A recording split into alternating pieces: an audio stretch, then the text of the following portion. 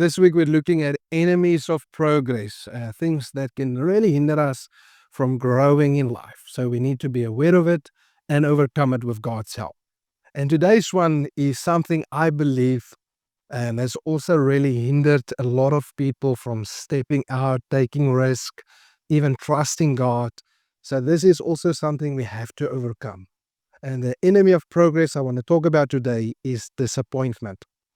And the reason why it can be an enemy of progress is often people have taken a chance and tried something, or they believed God for a promise to come to pass, and they didn't see it manifest, and then they become disappointed and they stop trusting God, or they stop taking chances when they should.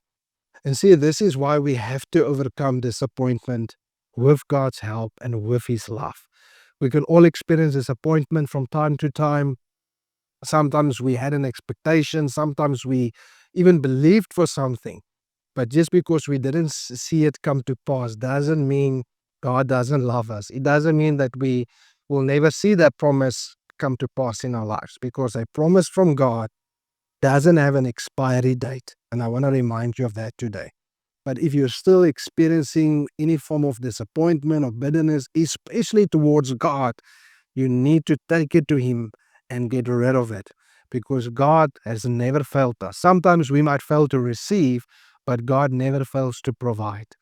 But we have to overcome disappointment if it's something we've experienced.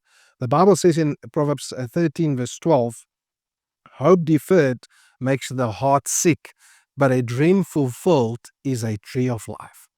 So you see, hope deferred, disappointment can make your heart sick. But is there a dream that comes to pass is like a tree of life. So maybe you didn't see your dream come to pass yet, but that doesn't mean it won't come to pass. And if you feel like your heart is sick because hope got deferred, Jesus can heal your heart. Jesus can help you, but you have to go to Him. But don't allow disappointment from what happened in the past to hinder you from stepping out in your future, to hinder you from trusting God and being bold in the future that He has for you. Martin Luther said it like this: we must accept finite disappointment, but we must never lose infinite hope. And that's such a powerful statement.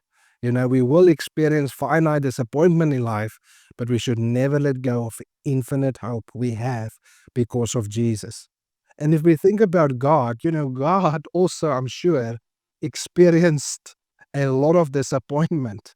After He created us and we failed Him and sinned against Him over and over.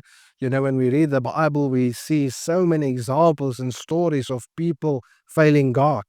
God never failing people, but people failing God. Yet disappointment never allowed God to draw back from us. You see, even though God experienced disappointment, because He can also experience emotion, He never allowed it to stop Him from loving us and reaching out to us. So I want to encourage you today, get free from disappointment. If it's in your heart, go to Jesus, go to Him, don't run away from Him, and allow Him to heal your heart, allow Him to bring hope back into your heart so that you can step out again, so that you can trust Him again, and it will help you to progress in life. You are highly favored and deeply loved.